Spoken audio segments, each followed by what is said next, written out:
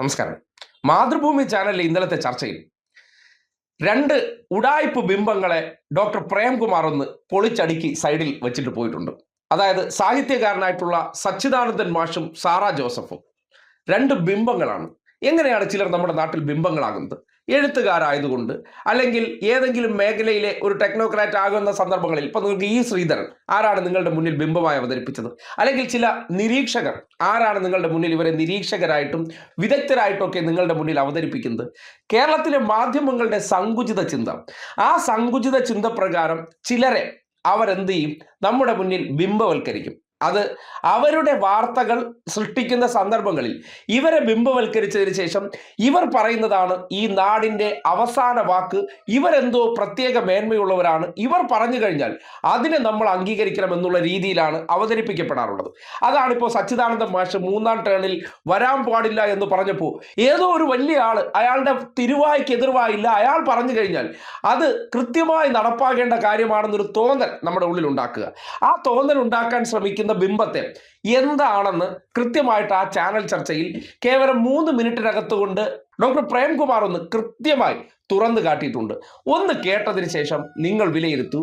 ഇങ്ങനെ തരാതരം പോലെ സാഹചര്യത്തിനനുസരിച്ച് നിലനിൽപ്പിന് വേണ്ടി അടുത്ത ഭരണം വന്നാലും അതിലൂടെ തനിക്ക് എന്തുണ്ടാകണം, കിട്ടേണ്ടത് കിട്ടണമെന്ന് വിചാരിക്കുന്ന ചില വരേണ്യ മനോഭാവങ്ങൾ എന്താണെന്ന് ആ പ്രതികരണം തെളിയിക്കുന്നുണ്ട്. അതായത് സച്ചിമാഷായിരുന്നാലും സാറ ടീച്ചറായിരുന്നാലും ജെനുവിനായും സിൻസിയറായും അഭിപ്രായം പറയുന്നവരാണ് എന്നുള്ളത് ആയിരുന്നു എന്ന് തിരുത്തും ഞാൻ.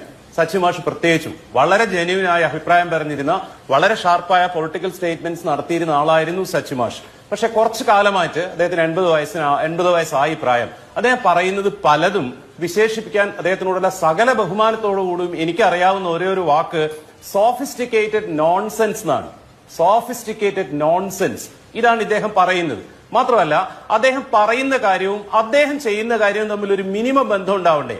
ഞാൻ പറയുന്ന കാര്യം ഞാൻ ചെയ്യുന്നത് തമ്മിലൊരു ബന്ധം ഉണ്ടാവണ്ടേ? നിജേഷ് പറയുന്നതും നിജേഷ് ചെയ്യുന്നതും തമ്മിൽ ബന്ധം ഉണ്ടാവണ്ടേ? ഉണ്ട്. അഭിലാഷ് പറയുന്ന അഭിലാഷ് ചെയ്യുന്നത് തമ്മിൽ ബന്ധം വേണ്ടേ? 1996 കെ സച്ചിദാനന്ദൻ കേന്ദ്ര സാഹിത്യ അക്കാദമിയുടെ സെക്രട്ടറി ആവുന്നത്. അന്ന് ദേവഗൌഡയാണ് പ്രധാനമന്ത്രി. It was A political appointment. എല്ലാ പൊളിറ്റിക്കൽ അപ്പോയിന്റ്മെന്റിലും സ്വാഭാവികമായി ചെയ്യുന്ന കാര്യം ആ മിനിസ്ട്രി മാറിയാൽ റിസൈൻ ചെയ്യുക എന്നുള്ളതാണ്. സച്ചിദാനന്ദ മാഷി 10 വർഷം അവിടെ തുടർന്നു. അതിനുശേഷം BJP സർക്കാർ അടക്കം ഭരിച്ചു. അപ്പോഴും അദ്ദേഹം അവിടെ നിന്നു. 10 വർഷം ഒരാൾ സെക്രട്ടറി ആയിട്ട് ഇരിക്കുന്നത് അധികാര കേന്ദ്രീകരണവും അഴിമതി ഉണ്ടാവും എന്നുള്ള കാര്യം സച്ചിമാഷിയുടെ കാര്യത്തിൽ ബാധകമല്ലേ? 2016 കേരള ലിറ്ററേച്ചർ ഫെസ്റ്റിവൽ തുടങ്ങുന്നത്. അന്ന് ഡയറക്ടറാണ് കെ സച്ചിദാനന്ദ മാഷ്. ഇന്ന് 2026 10 വർഷമായി അദ്ദേഹം തന്നെയാണ് ഡയറക്ടർ. വേറെ എത്ര സാഹിത്യകാരന്മാരെ കേരളത്തിലുണ്ട്? അദ്ദേഹം ഡയറക്ടർ ആയിരുന്നുകൊണ്ട് എസ് ജോസഫ് എന്ന് പറഞ്ഞ കവി തെറ്റിപ്പിരിഞ്ഞു പോയിട്ടുണ്ടായിരുന്നു. അദ്ദേഹം ഒന്ന് മാറിയിരുന്നെങ്കിൽ വേറെ സാഹിത്യകാരന്മാർക്ക് അത് കിട്ടില്ലേ?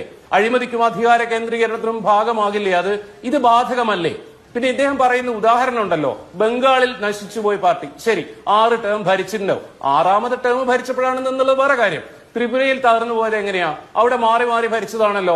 ഗോവയിൽ കംപ്ലീറ്റ് BJP കൊണ്ടുപോയല്ലോ. CPM എല്ലാ കാലവും ഭരിച്ചുകൊണ്ടാണോ? അപ്പൊ പറയുന്ന കാര്യങ്ങൾക്ക് ഒരു മിനിമം ലോജിക് ഉണ്ടാവുക എന്നുള്ളത് ഇദ്ദേഹത്തിന്റെ ഇപ്പോഴുള്ള വർത്തമാനങ്ങളിൽ ഇല്ല എന്നുള്ളത് സങ്കടത്തോടെ പറയേണ്ടി വരും. പിന്നെ ഒരു സന്തോഷം എന്താണെന്ന് വെച്ചാൽ ഈ ചർച്ചകൾ ഒരു കാര്യത്തെ വെളിവാക്കുന്നുണ്ട്. അതെന്താണെന്ന് വെച്ചാൽ LDF തേർഡ് ടേം എന്നുള്ളത് ഒരു റിയാലിറ്റി ആണെന്ന് കേരളത്തിലെ സാംസ്കാരിക നായകരെന്ന് പറയുന്ന നായികമാർ എന്ന് പറയുന്ന ആളുകൾ മനസ്സിലാക്കിയിരിക്കുന്നു. പക്ഷെ നിജേഷ് പറഞ്ഞതിനോട് ഞാൻ 100% വിയോജിക്കുന്നു. സാധാരണ മനുഷ്യരുടെ ആകുലതകളാണ് സാംസ്കാരിക നായകന്മാർ ആരാണെന്ന് എനിക്കറിയില്ല റിഫ്ലക്ട് ചെയ്യുന്നതെന്ന് പറയുന്നത് ശുദ്ധ വിഡ്ഢിത്തരമാണ്. കാരണം ഈ സച്ചിദാനന്ദ മാഷയായിരുന്നാലും സാറ ടീച്ചറായിരുന്നാലും ഈ ചർച്ചയിൽ പങ്കെടുക്കുന്ന നമുക്കൊക്കെ അറിയാം, പണ്ട് കാലത്ത് വായിച്ചിരുന്ന ആൾക്കാർക്ക് അറിയാമെന്നല്ലാതെ കേരള ജനതയുടെ 0.01% ആളുകൾക്ക് പോലും ഇവരെ അറിയില്ല. ഞാനിത് അനുഭവത്തിനാണ് പറയുന്നത്. NS മാധവന്റെ ഹിഗ്വിറ്റ എന്നുള്ള അതേ പേരിൽ ഒരു സിനിമ ഇറങ്ങിയ സമയത്ത് ആ സിനിമയ്ക്ക് ആ പേര് പാടില്ല എന്ന് പറഞ്ഞിട്ട് സച്ചിമാഷും NS മാധവനും കൂടെ ബഹളം വെച്ചിരുന്നു. അന്ന് ഇതേ മാതൃഭൂമി ചർച്ചയിൽ ഞാൻ അതിനെ ചോദ്യം ചെയ്തിട്ടുണ്ടായിരുന്നു.